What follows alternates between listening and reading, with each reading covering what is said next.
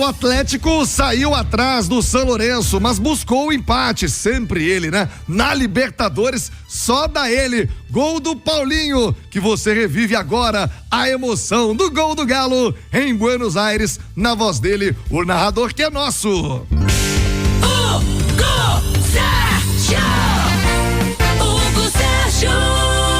Cobrança do lateral, ajeita, vem pra bola, tentativa do chute, pega o goleiro, pinta a sobra, de esquerda, batida e o gol! É nosso, é nosso, é nosso, é nosso! Nosso!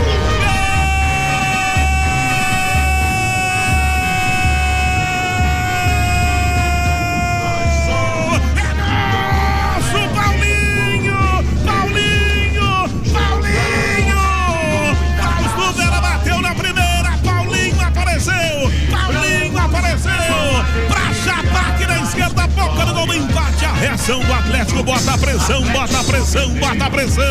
Vem que decoração de titânio. O pau tá cantando, o Paulinho chegou pra dar o confere. Bola na boca do gol. Altamirano pegou e soltou. Paulinho chegou chapando no fundo do gol. É nosso, é do Galo aqui na Argentina. Empata no jogo no novo gasômetro. Paulinho, o Galo arranca o empate. Estamos com 12 do segundo tempo. A reação do Galo, bem camisa pesada nessa Libertadores, empata, Cláudio. Paulinho, sempre ele, chegou ao seu 13º gol com a camisa do Atlético em Copas Libertadores. O técnico do Galo, Gabi Milito, analisa a situação do time. O jogo com 2 tempos distintos, e ele fala do que viu deste empate com o São Lourenço. Técnico argentino Gabriel Milito no Rádio Esportes. El primer tiempo fue regular, el segundo tiempo fue bueno, pero solo eso. Sí, es verdad que competimos mejor el segundo tiempo que el primero. El primero nos costó más. Y falamos sobre eso, sobre los comportamientos. Copa Libertadores, de visitante. Nos faltó un poco más de energía, de ganar más duelos, de no dejar que el rival crezca a partir de la recuperación de la bola dividida, de todo eso. Mejoramos y un poco mejor el segundo tiempo, conseguimos empatar. Fue un juego de mucho control de un equipo y el otro, de pocas situaciones. Lo mejor es el resultado, tal y como venía la cosa, lo mejor es el resultado para poder definir en casa. O atacante Bernard falou também a Itatiaia sobre a sua volta ao Atlético e a alegria de jogar uma Copa Libertadores 11 anos depois com a camisa sagrada do Galão da Massa, hein, Bernard? O clima é diferente, o estádio, a festa estava muito bonita também quando começou o jogo, então ter esse clima, estar jogando a Libertadores novamente é muito bom. Eu sei bem o quanto é importante cada jogo. Quando falam que Libertadores é guerra, é literalmente isso. A gente tem que lutar, tem que correr, tem que se dedicar, tentar conquistar cada bola, porque no final pode fazer uma diferença muito grande. Então hoje demonstrou muito isso, né, do que é um jogo de Libertadores, principalmente nas oitavas de final. O goleiro Everson atingiu uma marca importante em participações também em Libertadores com a camisa do Atlético, e ele falou sobre o tempo em que esteve afastado do time, se recuperando no departamento médico. Tempo que eu fiquei parado, que foi ruim pra mim, com certeza é ruim você ficar parado, mas pude assimilar muita coisa, pude aprender com muita coisa. Infelizmente acabou aparecendo algumas inverdades, falaram que eu não viajei por causa de trabalho psicológico, não foi, eu tava sim machucado. Eu tenho sim trabalho psicológico desde o ano passado, fora do clube, além do clube, que eu tenho todo o suporte que o Atlético me dá. Mas agora eu tô mais focado em desempenhar meu trabalho, sempre quando eu puder eu dar atenção para vocês, não vai ser sempre. Sempre fui um cara que sempre coloquei a cara que a tapa na vitória e na derrota. Mas talvez não vai ser sempre, às vezes até para me blindar também, né? Que eu tenho que pensar em mim também, no ser humano. Às vezes vai ser melhor eu me blindar também, às vezes em algumas situações. Peço até desculpa para vocês aqui de antemão já. Eu sempre parei, às vezes quando eu parar que vocês entendam, mas vai ser um cara mais centrado e procurar sempre desempenhar o meu melhor dentro de campo.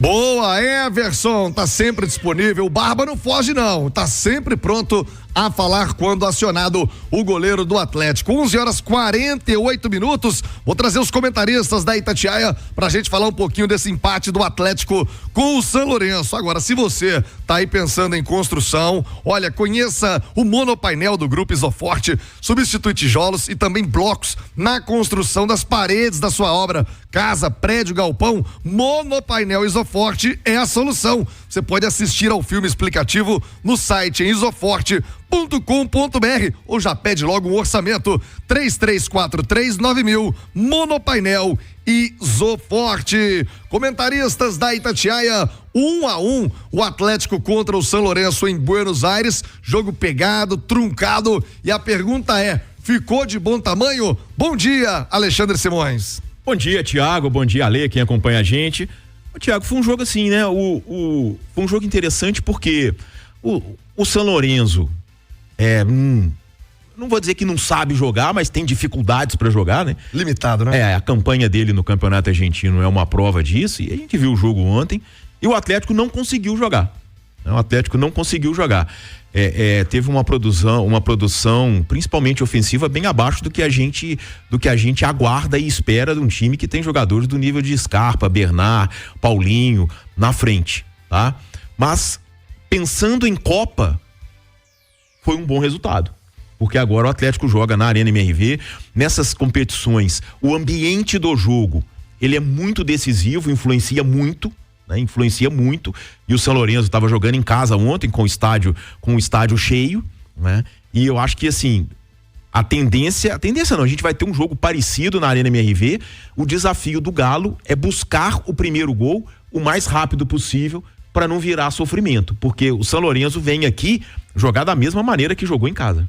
Ô, Ale Oliveira, acho que ficou muito claro que o Atlético tem muito mais time que o São Lourenço nesse confronto de oitavas de final, mas sabedor também que Libertadores tem todas as suas nuances, sempre jogo duro, sempre jogo pegado.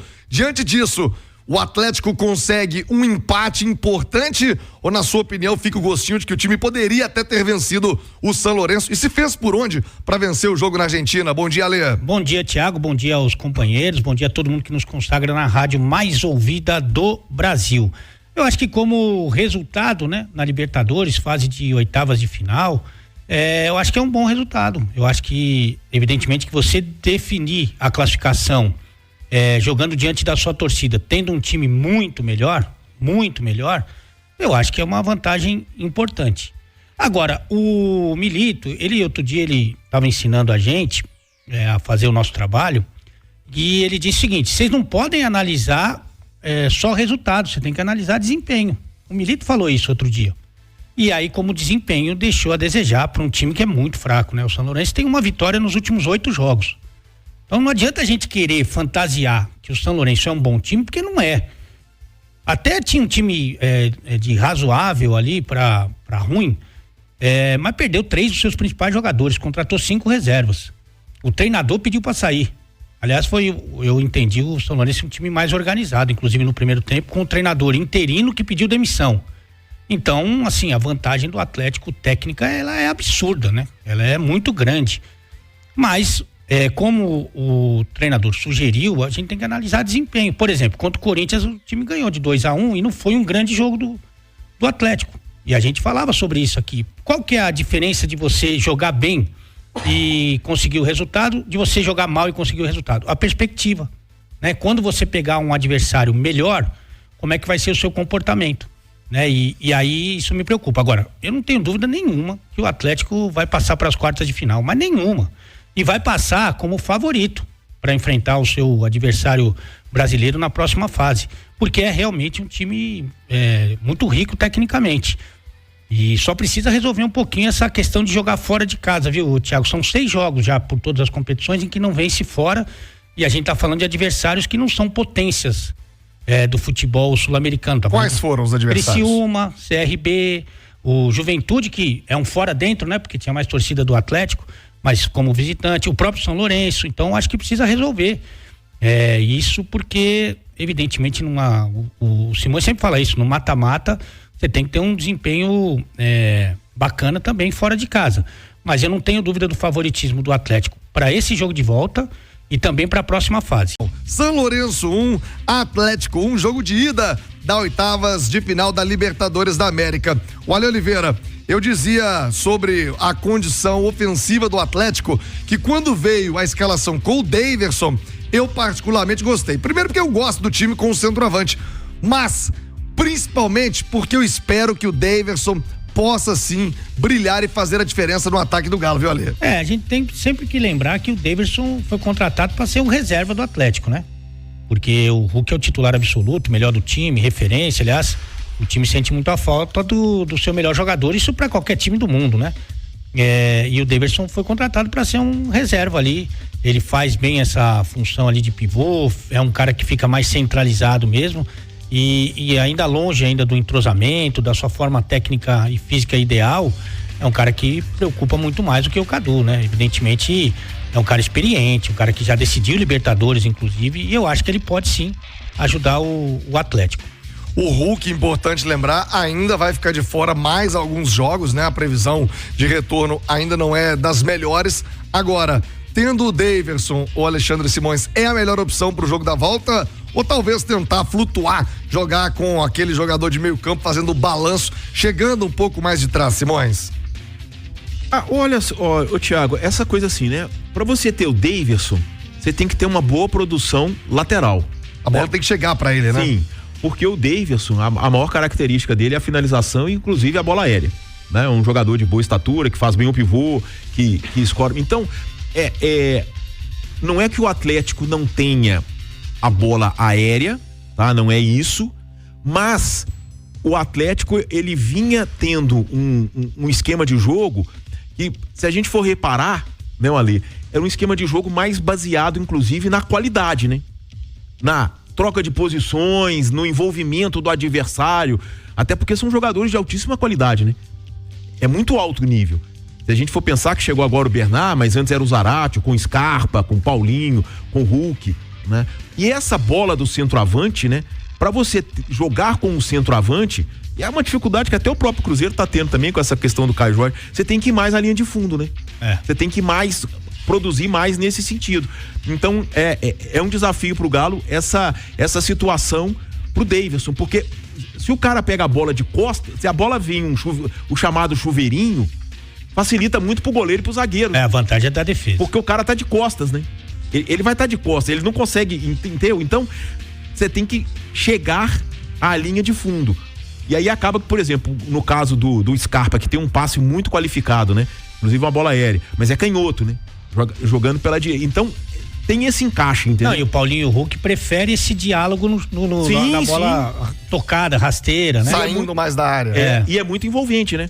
A gente muito. viu no jogo contra o CRB, a gente não vai comparar, porque é um adversário de um nível técnico muito... Mas o Atlético, ele pegou um adversário fechadinho, né? E conseguiu envolver sem ter essa figura, né?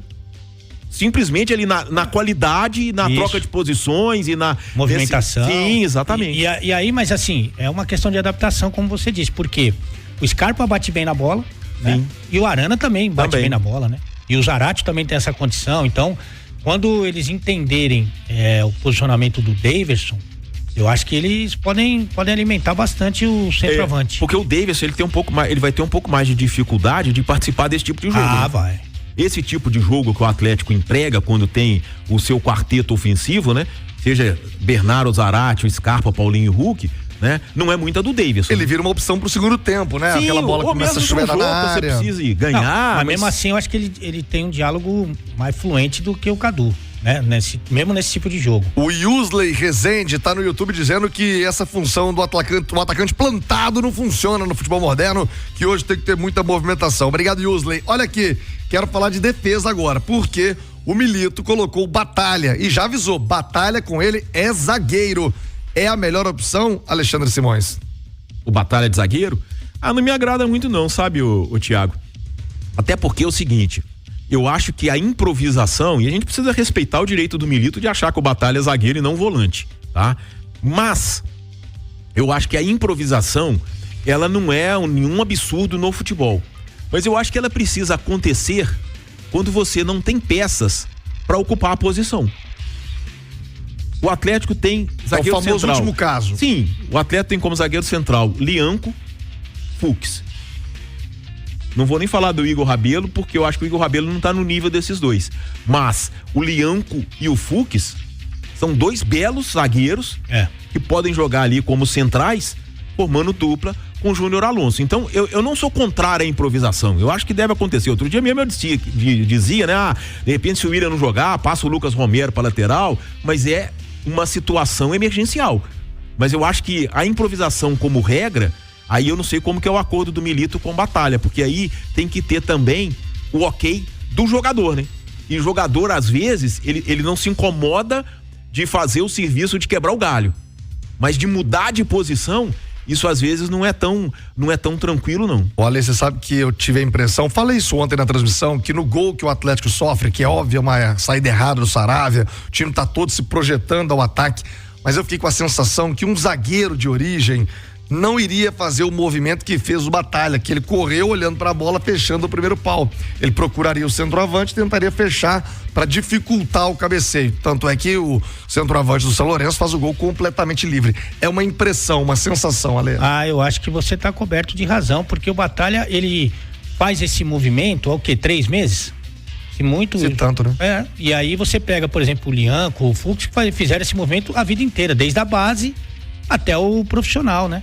E aí não é culpa do Batalha, né? O Batalha, ele não tá acostumado, e ele já falou publicamente que ele prefere jogar de volante. Aliás, eu acho que existe briga, inclusive, com o Batalha disputando a posição ali entre os volantes, mesmo que for com o Otávio, ou quando o Otávio pedir um respiro, porque o Otávio joga praticamente todos os jogos e corre muito e tal. Eu acho que ele tem mais brecha, na minha opinião, para ser uma opção de volante, como zagueiro. E é natural, embora ele seja bom jogador, e não normalmente ele nem compromete como zagueiro, mas como zagueiro, é justo eu afirmar que o Alonso, que o Lianco e que o Fux são mais zagueiros do que ele. Aliás, aconteceu com o Fux o que aconteceu com o Saravia, né? O Fux estava vivendo seu melhor momento no Atlético e foi sacado do time. O Saravia também estava vivendo seu melhor momento no Atlético e foi sacado do time, e agora voltou. Então eu não tenho dúvida nenhuma que... E fora o desprestígio, né? Pediu os 2 zagueiros, né? O Lianco veio, foi um investimento do clube, o Fux, como eu disse, estava jogando bem, e aí eles perdem a posição para quem não é da posição. Então, eu com todo respeito ao Batalha, que é bom jogador, que é bom volante, como zagueiro, pela experiência de uma vida inteira, eu prefiro o Lianco e o Fux.